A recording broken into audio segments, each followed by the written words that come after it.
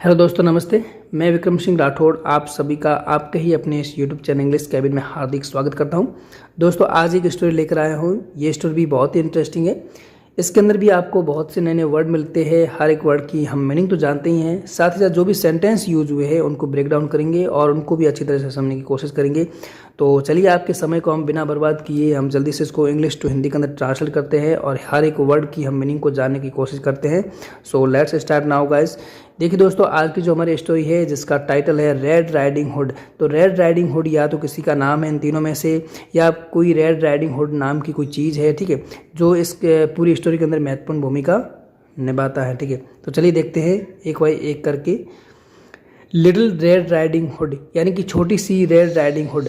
जब छोटी सी red riding hood का नाम लिया है तो हो सकता है ये लड़की है छोटी सी, तो इसी का नाम होगा रेड राइडिंग हुड। ठीक है, तो लिटिल रेड राइडिंग हुड यानी कि छोटी सी जो रेड राइडिंग हुड थी, वॉज यानी कि वो थी, ऑन हर वे यानी कि अपने रास्ते में, किस लिए, टू मीट यानी कि मिलने के लिए, हर इल ग्रैंड मदर यानी कि अपनी बीमार दादी माँ से मिलने के लिए वो अपने रास्ते में थी। ठीक है, देखो ग्रैंड मदर का मतलब दादी माँ भी होता है और नानी माँ भी होता है। ठीक है, तो वो अपनी दादी माँ या नानी माँ से मिलने के लिए वो अपने रास्ते में थी। आगे देखिए, हर मदर यानी कि उसकी माँ, हैड पैक्ड यानी कि उसकी माँ ने पैक किया था क्या, ए बास्केट यानी कि एक टोकरी, फुल ऑफ फूड जो भोजन से भरी हुई थी उसकी माँ ने पैक किया था। ठीक है, आगे देखिए, ऑन द वे यानी कि रास्ते में, आगे वो चली तो उसको रास्ते में रेड राइडिंग हुड मेट।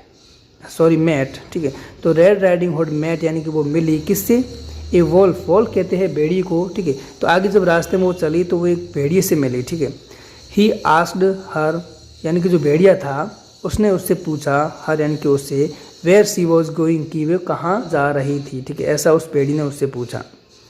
तो देखो लिटिल रेड राइडिंग हुड थी, उसने क्या जवाब दिया, I am going to my grandmother's house. ठीक है, आई एम गोइंग टू यानी कि मैं जा रही हूँ, माई ग्रैंड मदर्स हाउस यानी कि मेरी दादी माँ के घर में जा रही हूँ। ठीक है, सी टोल्ड हिम ऐसा उस लड़की ने उससे भेड़िए से कहा।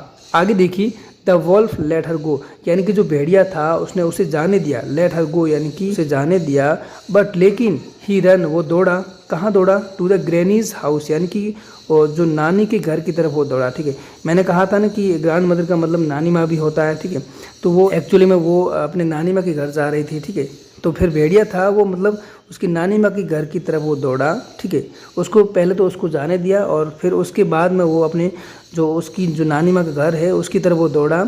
एंड लॉक्ड हर, लॉक्ड यानी कि कैद कर दिया या बंद कर दिया किसको, हर यानी कि जो उसकी नानी माँ थी उसको उसने पैक कर दिया किसमें, इनसाइड ए कबोर्ड। कबोर्ड कहते हैं अलमारी के इनसाइड यानी कि अंदर, कबोर्ड यानी कि एक अलमारी के अंदर उसकी जो नानी माँ थी उसको अंदर पैक कर दिया यानी कि लॉक कर दिया। ठीक है, आगे देखिए, ही देन और फिर उसने, ही देन यानी कि फिर उसने क्या किया, डिस्गाइज्ड हिमसेल्फ यानी खुद को बदल दिया या खुद को ऐसा पहनावा करके खुद को चेंज कर दिया, with the old women's clothes. ठीक है, यानी कि एक बूढ़ी महिला के कपड़ों के साथ उसने खुद को चेंज कर लिया यानी कि बूढ़ी महिला के कपड़े उसने पहन के और खुद को चेंज कर दिया। ठीक है, एंड वेटेड और इंतज़ार करने लगा किसका, फॉर द गर्ल यानी कि जो लिटिल रेड राइडिंग हुड जो नाम की जो लड़की थी उसका वो इंतज़ार करने लगा।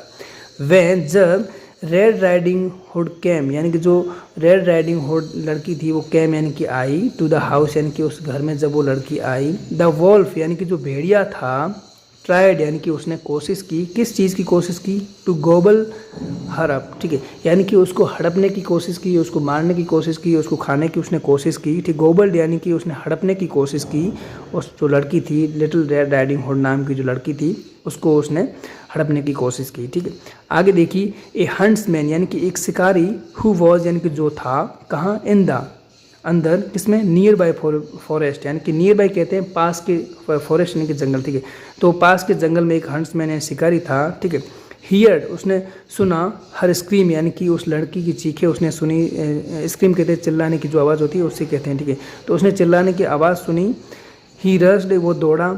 ठीक है, एंड चेस्ड और पीछा किया, द वॉल्फ यानी कि उस भेड़ी का, और अवे और उसको वहाँ से भगा दिया। ठीक है, यानी कि वो शिकारी वहाँ पे आया और उसने उस भेड़ी का पीछा करके और उस भेड़ी को वहाँ से निकाल दिया। ठीक है, little red riding hood open the cupboard and hugged her grand mother, ठीक है।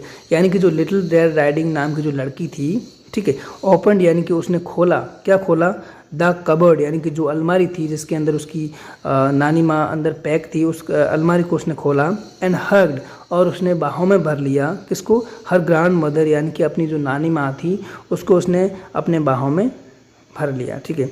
आगे देखिए, सी प्रोमिस्ड, उस लड़की ने वादा किया, सी प्रोमिस्ड यानी कि जो लड़की थी, जो लिटिल रेड राइडिंग नाम की जो लड़की थी, उसने प्रॉमिस किया किस चीज़ का, not to talk to strangers again, ठीक है। नॉट टू टॉक यानी बात नहीं करने का उसने प्रॉमिस किया, किससे, टू स्ट्रेंजर्स, स्ट्रेंजर्स कहते हैं अजनबियाँ, ठीक है। तो उसने अजनबियों से बात ना करने का उसने वादा किया था, अगेन यानी कि दोबारा, ठीक है। तो उसने ये वादा किया कि मैं अब जो अजनबी होते हैं उनसे मैं बात नहीं करूँगी, ठीक है। तो उसने इस चीज़ का वादा किया कि मैं अब अजनबियों से बात नहीं करूँगी, ठीक है।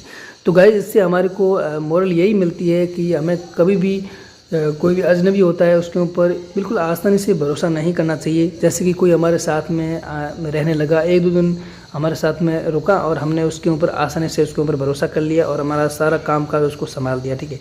तो कभी भी अजनबी कोई भी हमारे साथ मिलता है या हमारे साथ आता है तो उसके ऊपर आसानी से हमें भरोसा नहीं करना चाहिए। हाँ, हो सकता है 6-7 महीने उसके साथ बिताने के बाद या 2 महीने 1 महीने बिताने के बाद ही हमारे को उसके ऊपर भरोसा करना चाहिए, ठीक है। तो आसानी से हमारे को किसी भी अजनबी पर भरोसा नहीं करना चाहिए। तो गाइस देखते हैं, मोरल भी पढ़ लेते हैं क्या होता है। डू नॉट ट्रस्ट यानी कि भरोसा नहीं करना चाहिए स्ट्रेंजर्स यानी कि अजनबियों पर ईजिली यानी कि आसानी से, ठीक है। तो मोरल में यही बताया है कि हमें अजनबियों पर आसानी से भरोसा नहीं करना चाहिए, उसके साथ समय बिताएं, उनको समझें, उसके बाद ही हमें उनके ऊपर भरोसा करना चाहिए। सो गाइज़ मेरा ये वीडियो कैसा लगा, अगर अच्छा लगा तो लाइक करें, कमेंट करें और अपने दोस्तों के साथ शेयर करें।